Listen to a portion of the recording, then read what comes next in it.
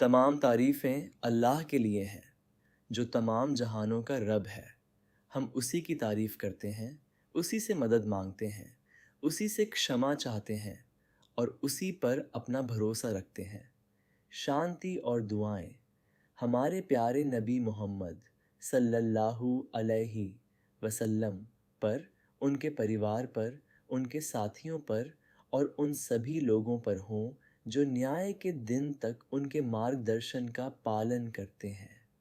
प्यारे भाइयों और बहनों, अस्सलामु अलैकुम व रहमतुल्लाहि व बरकातुहू। हमारी नबियों की कहानियाँ श्रृंखला में आपका स्वागत है। इस श्रृंखला में हम इतिहास के माध्यम से यात्रा कर रहे हैं, केवल सुंदर कहानियाँ सुनने के लिए नहीं, बल्कि अल्लाह के उन बंदों से मिलने के लिए जो हमसे पहले इस धरती पर चले थे। लेकिन पैगंबरों के इतिहास के बारे में एक दिलचस्प बात है। कुरान में हर पैगंबर की लंबी कहानी नहीं है।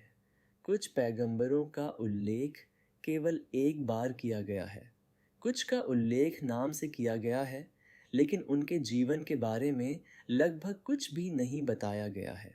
और कुछ का नाम तो कुरान में बिल्कुल भी नहीं है, भले ही प्रामाणिक सुन्नत और इस्लामी विद्वत्ता हमें उनके बारे में बताती है।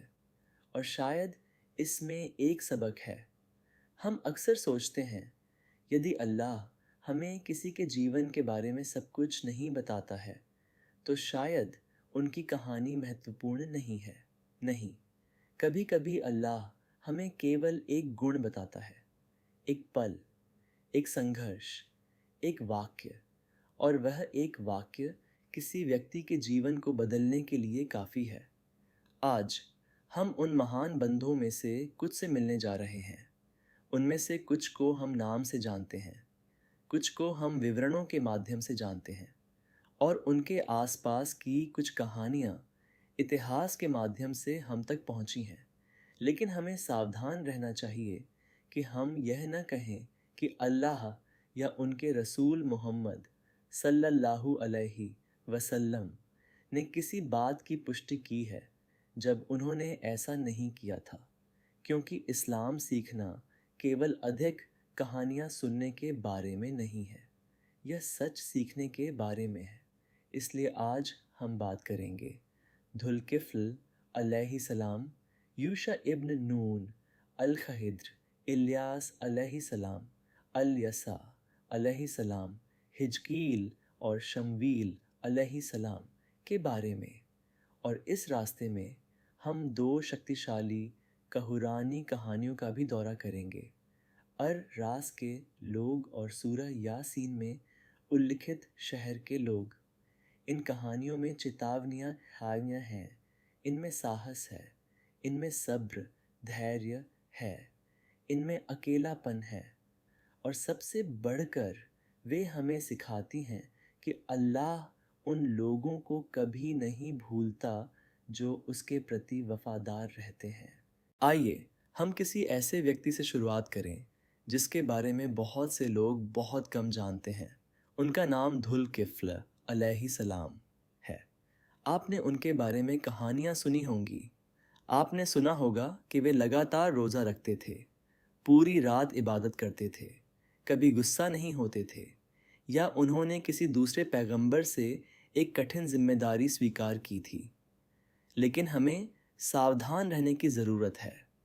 उनमें से कई विस्तृत कहानियाँ या बाद की रिपोर्टों से आती हैं और प्रामाणिक हदीस के माध्यम से स्थापित नहीं हैं। तो हम निश्चितता के साथ क्या जानते हैं? कुरान में धुल्किफ्ल का उल्लेख 2 बार आया है। अल्लाह सूरह अल अंबिया आयत 30 और 86 में फरमाता है, और इस्माइल, इदरीस और धुल्किफ्ल को याद करो, वे सब सब्र करने वालों में से थे और हमने उन्हें अपनी रहमत में दाखिल किया। बेशक वे नेक लोगों में से थे। और सूरह साद आयत 48 में अल्लाह फरमाता है, और इस्माइल, अल यसा और धुल्किफ्ल को याद करो, सभी बेहतरीन लोगों में से हैं। बस इतना ही। अल्लाह हमें यह नहीं बताता कि उनका जन्म कहाँ हुआ था। अल्लाह हमें यह नहीं बताता कि उनका घर कैसा दिखता था।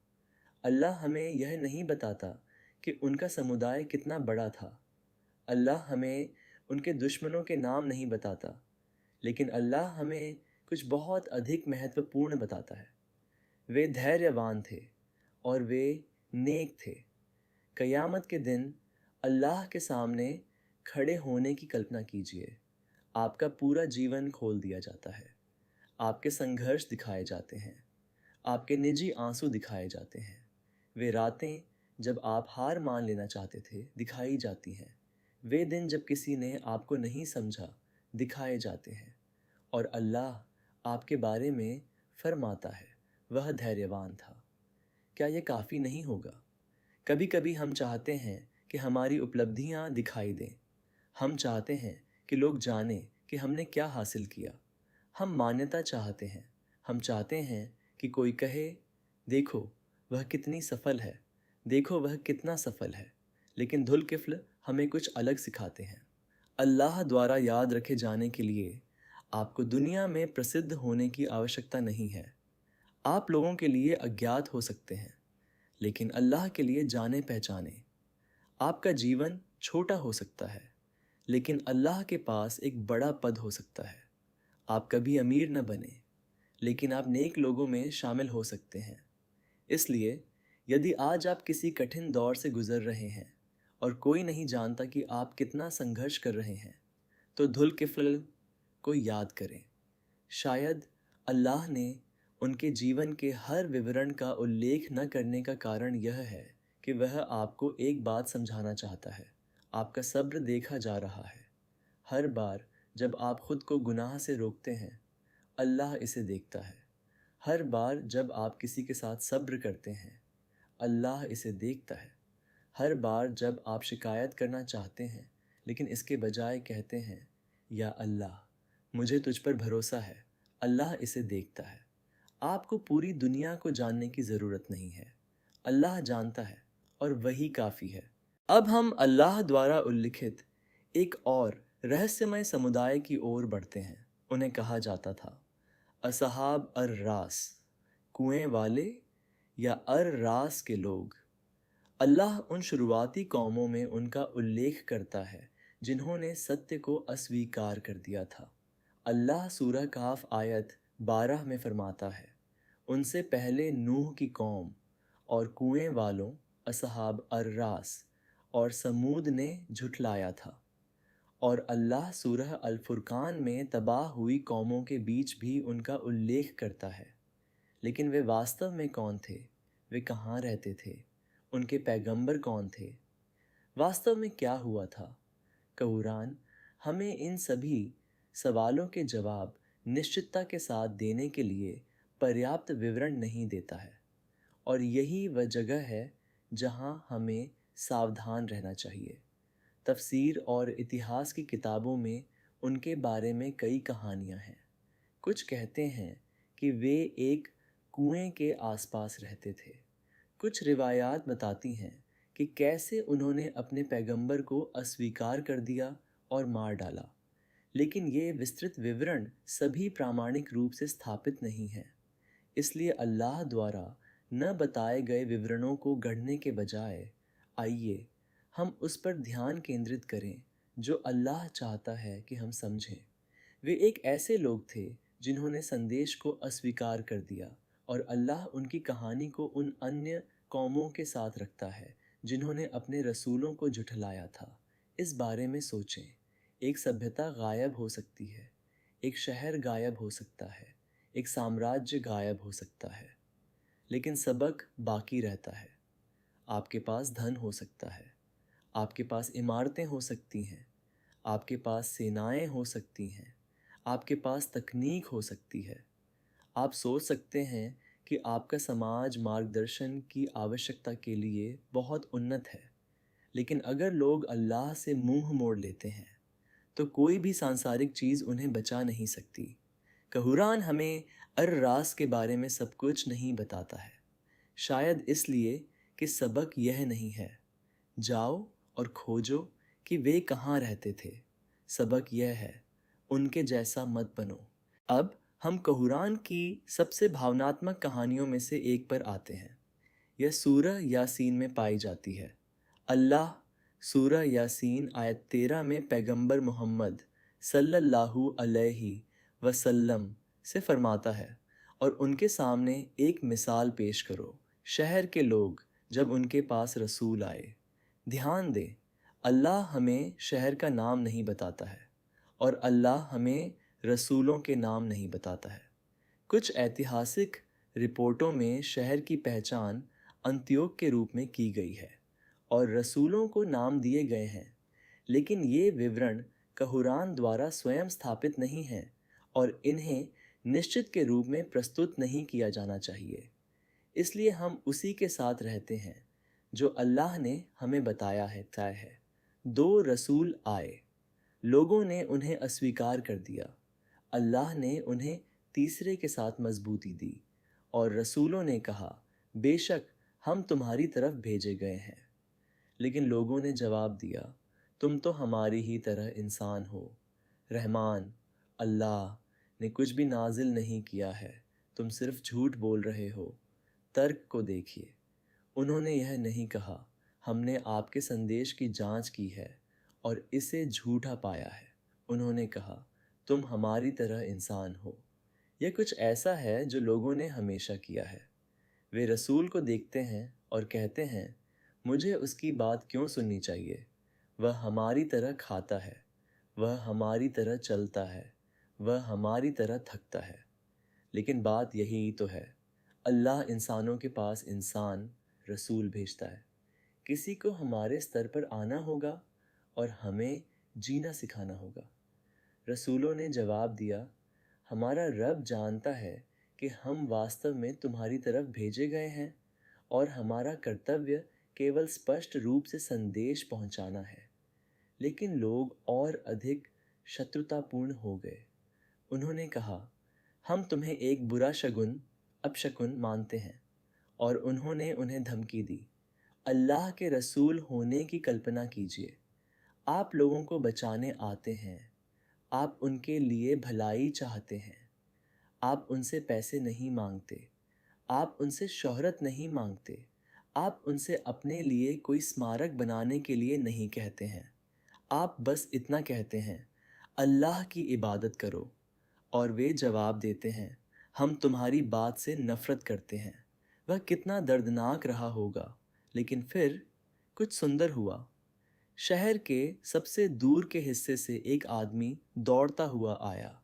अल्लाह सूरह यासीन आयत 20 में फरमाता है, और शहर के दूर दराज हिस्से से एक आदमी दौड़ता हुआ आया।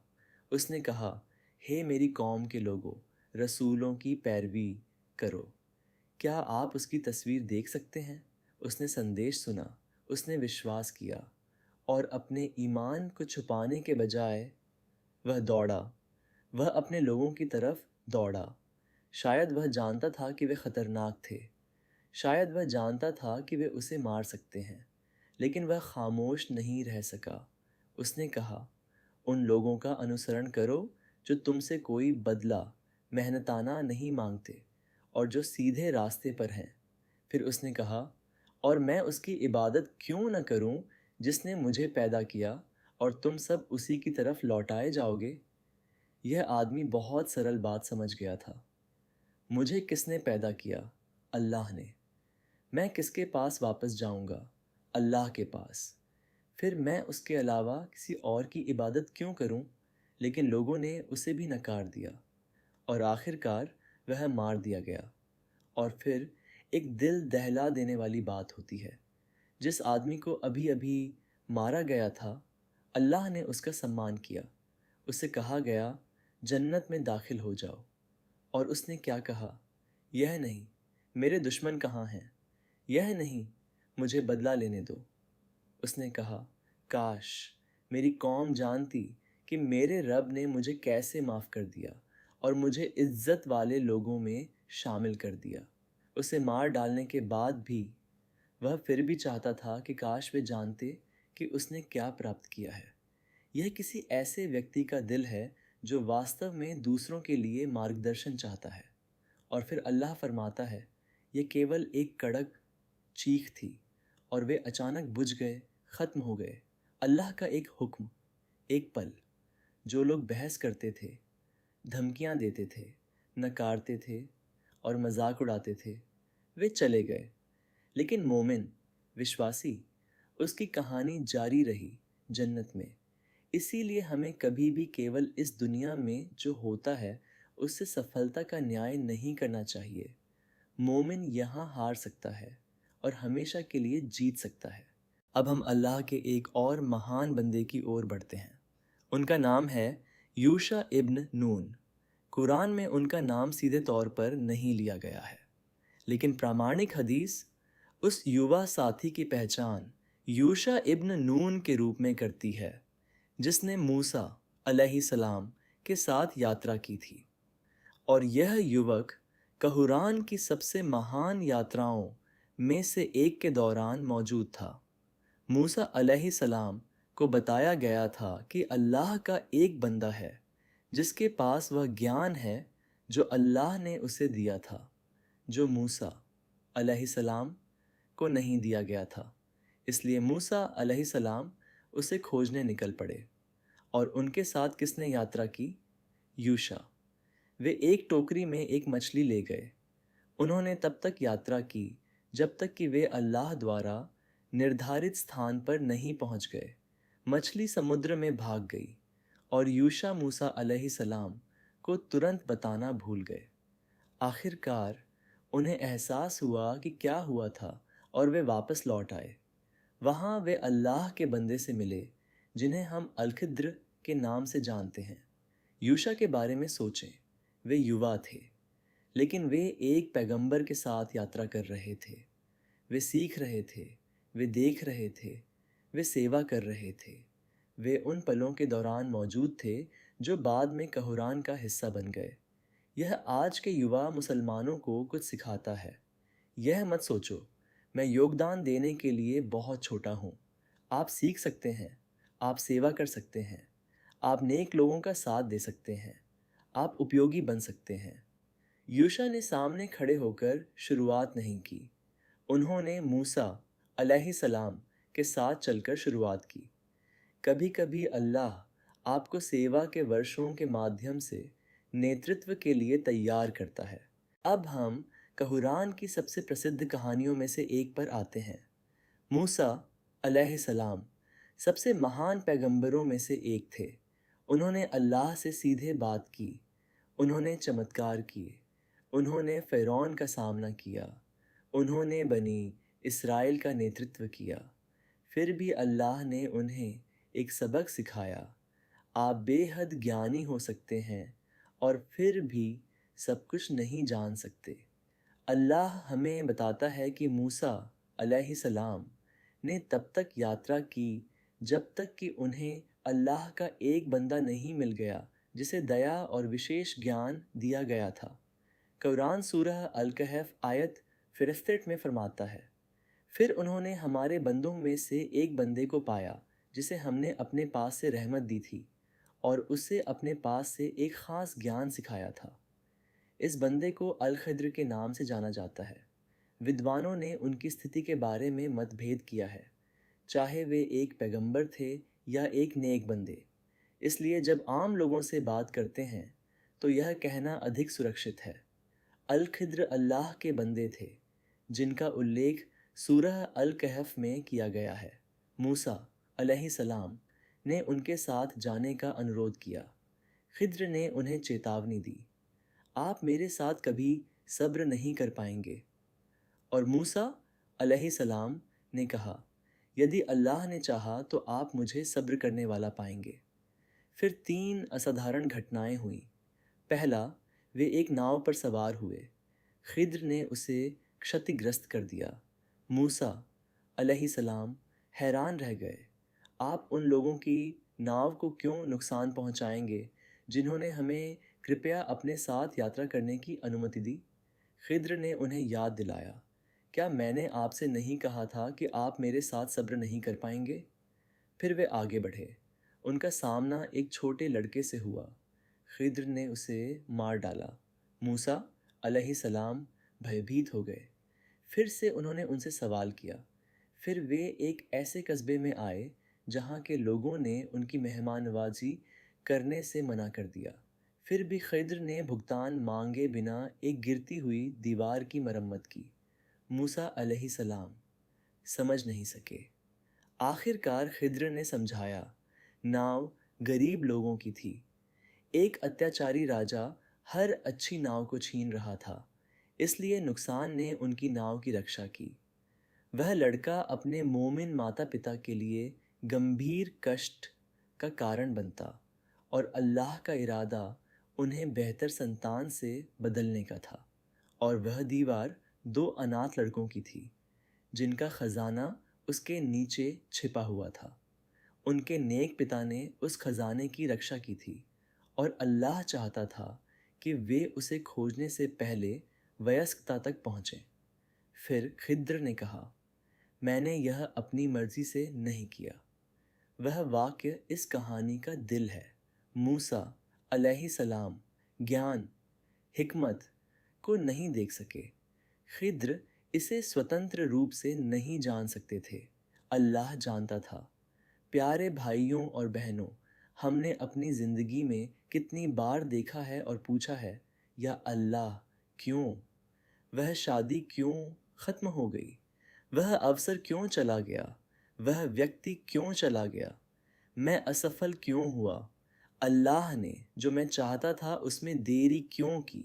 यह दरवाज़ा क्यों बंद हो गया? और कभी कभी हमें तुरंत जवाब नहीं मिलता। मूसा अलैहिस्सलाम और खिद्र की कहानी हमें सिखाती है।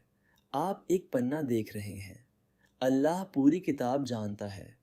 एक देरी सुरक्षा हो सकती है, एक बंद दरवाज़ा रहमत हो सकता है, एक दर्दनाक अनुभव किसी बड़े हादसे को रोक सकता है। हमें इस सबक का इस्तेमाल कभी किसी के दर्द को खारिज करने के लिए नहीं करना चाहिए। दर्द असली है। मूसा खुद उस पर सवाल उठा रहे थे जो उन्होंने देखा था। लेकिन सबक यह है, यह मत मानिए कि क्योंकि आप अल्लाह के फ़ैसले को समझ नहीं सकते हैं, अल्लाह आपको भूल गया है। अल्लाह वह जानता है जो आप नहीं जानते।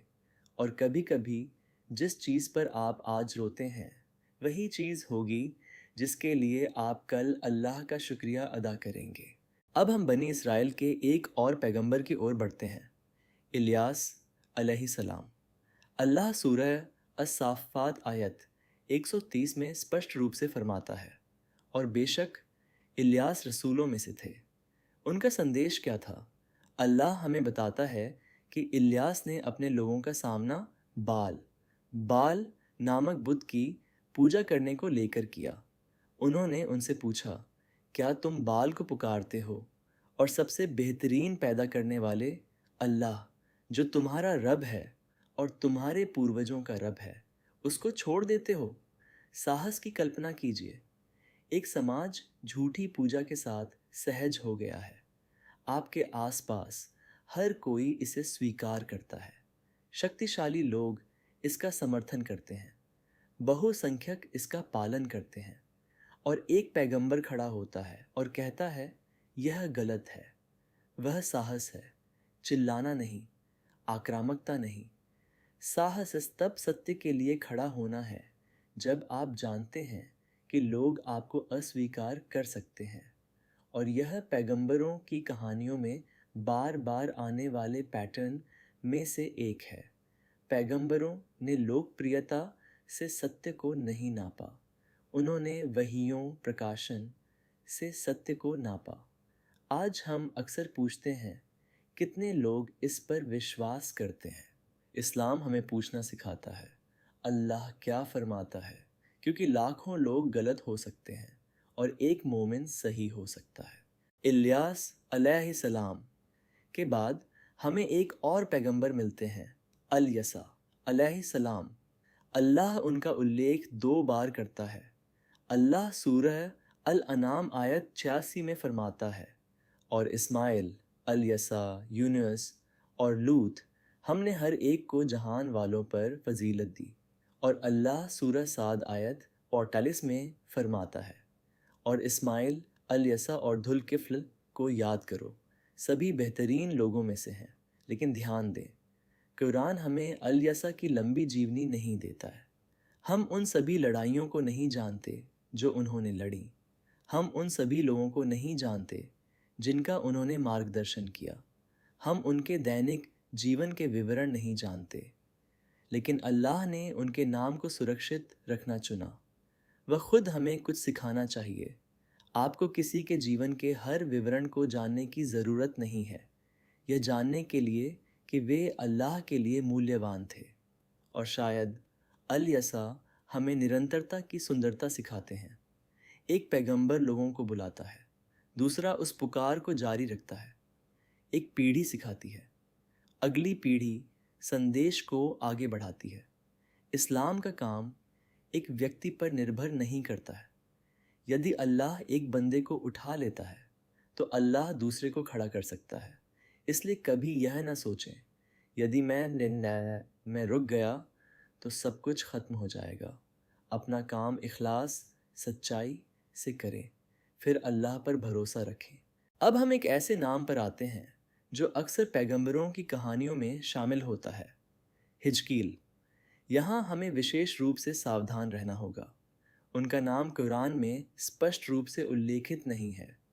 कुछ क्लासिकल इस्लामी ऐतिहासिक और तफसीर कृतियों में बनी इसराइल के बीच एक पैगंबर के रूप में हिजकील का उल्लेख है, और कुछ बाद की परंपराएं उन्हें उन लोगों की कहानी से जोड़ती हैं जो मर गए थे और जीवन में बहाल हो गए थे।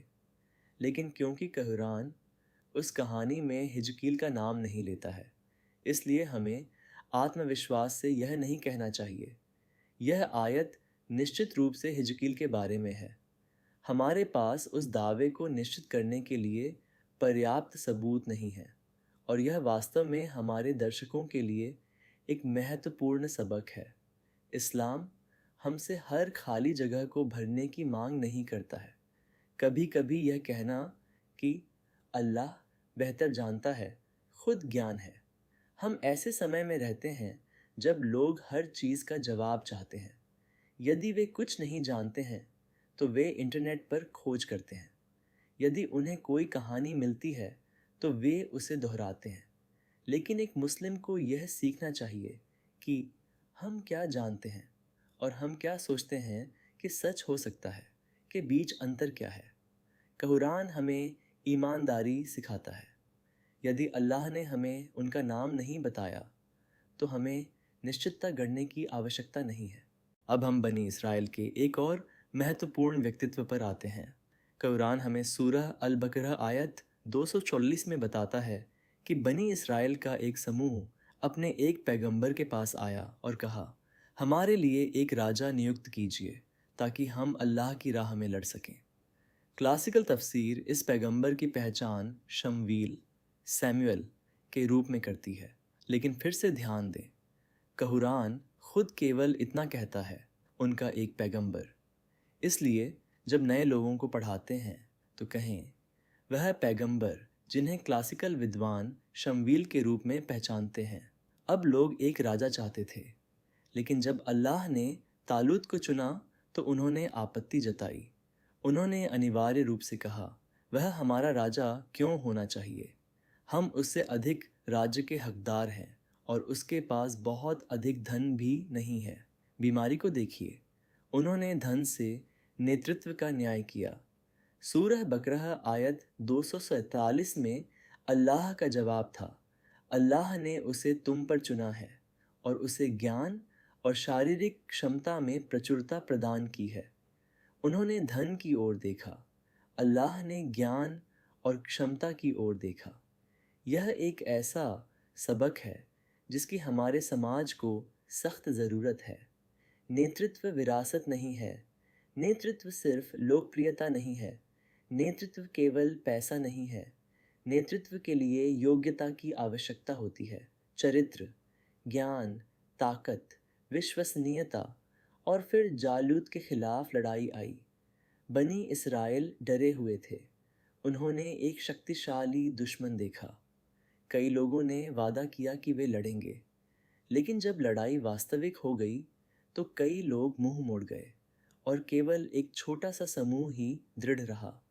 यह कुरान में एक और पैटर्न है। लोग कहते हैं, मैं अल्लाह के लिए कुछ भी करूँगा, लेकिन जब परीक्षा आती है तो कई गायब हो जाते हैं।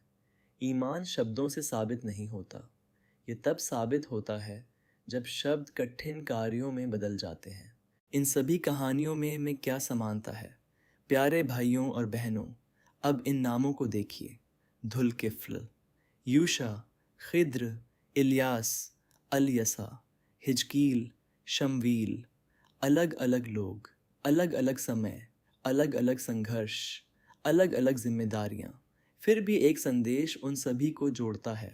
अल्लाह अपने बंदों की परीक्षा लेता है और अल्लाह वफादारी की कद्र करता है। धुल किफ्ल हमें सिखाते हैं सब्र करो। यूशा हमें सिखाते हैं नेतृत्व करने से पहले सीखो। खरीद्र हमें सिखाते हैं आप सब कुछ नहीं जानते। इलियास हमें सिखाते हैं तौहीद, ईश्वरवाद के लिए खड़े हो जाओ, भले ही आपकी संख्या कम हो। अल-यसा हमें सिखाते हैं अच्छा काम जारी रखो। हिजकैल की कहानी हमें सिखाती है जहाँ अल्लाह ने निश्चितता नहीं दी है, वहाँ निश्चितता का ढोंग न करें। शमवील हमें सिखाते हैं नेतृत्व क्षमता और धार्मिकता पर आधारित होना चाहिए, केवल धन या स्थिति पर नहीं। और यासीन के लोग हमें सिखाते हैं एक सच्चा मोमिन सच के लिए अकेला खड़ा हो सकता है। और आपके बारे में क्या? शायद आप किसी कठिन दौर से गुजरते हुए ये वीडियो देख रहे हैं। शायद कोई आपको नहीं समझता। शायद आप थक गए हैं। शायद आप अपने ईमान के साथ संघर्ष कर रहे हैं। शायद आपने गलतियां की हैं। शायद आपको लगता है कि आप बहुत दूर गिर गए हैं। ध्यान से सुनिए। पैगंबरों की कहानियाँ हमें कभी इसलिए नहीं दी गईं कि उनका जीवन आसान था। वे इसलिए दी गईं क्योंकि उनके जीवन कठिन थे और फिर भी वे अल्लाह से जुड़े रहे। इसलिए हार मत मानिए। यदि आप गिरते हैं, तौबा, पश्चाताप करें। यदि आप असफल होते हैं तो फिर से प्रयास करें। यदि लोग आपको अस्वीकार करते हैं तो अल्लाह को याद रखें। यदि आप नहीं समझते कि क्या हो रहा है तो मूसा और खिद्र को याद रखें। यदि आप अकेला महसूस करते हैं तो इलियास को याद रखें। यदि आप ध्यान न दिए जाने जैसा महसूस करते हैं तो धुल-किफ्ल को याद रखें।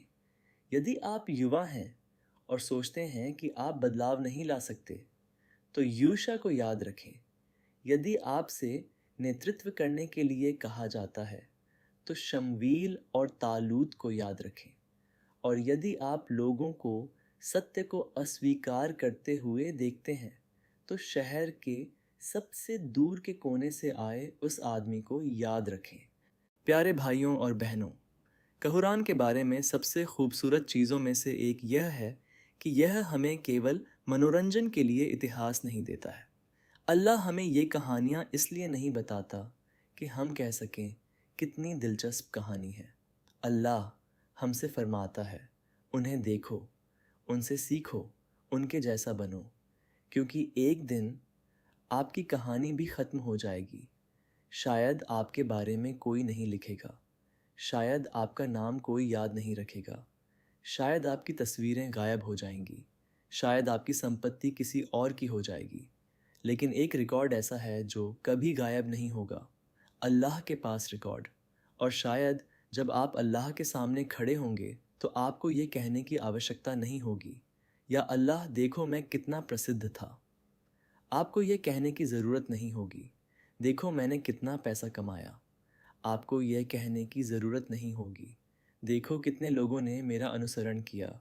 शायद आपको बस इतना ही चाहिए होगा, या अल्लाह मैंने कोशिश की थी, मैंने गलतियाँ की लेकिन मैंने तौबा की। मैं कमज़ोर था लेकिन मैं वापस आता रहा।